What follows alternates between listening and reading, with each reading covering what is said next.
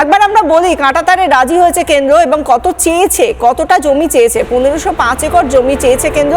1505 একরে কাঁটাতার 291 কিলোমিটার।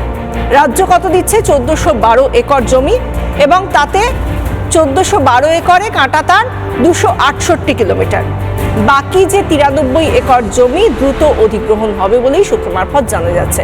অর্থাৎ যেটা এই মুহূর্তে দাঁড়িয়ে বাংলাদেশের জন্য অশনি সংকেত। বিশ্বাস করুন অশনি সংকেত বলছি, কারণ এই জায়গায় যদি তারা তো এতদিন ধরে গরুর ল্যাজ ধরে হোক বা মানুষকে সিন্ডিকেট তৈরি করে, অনুপ্রবেশকারীদের সিন্ডিকেট তৈরি করে প্রথমে দালালকে এজেন্টকে ঢুকিয়ে দিয়ে তারপর তাদের মাধ্যমে এই বাংলা দিয়েই যে কাঁটাতারহীন জায়গাগুলো রয়েছে তার মধ্যে দিয়ে লোকজনকে ঢুকিয়ে হোক, আজকে 16 জন, কালকে 10 জন, তার আগের দিন 25 জন, এরকমভাবে আমরা দেখতে পেয়েছি বারবার এসেছে, আসছেও।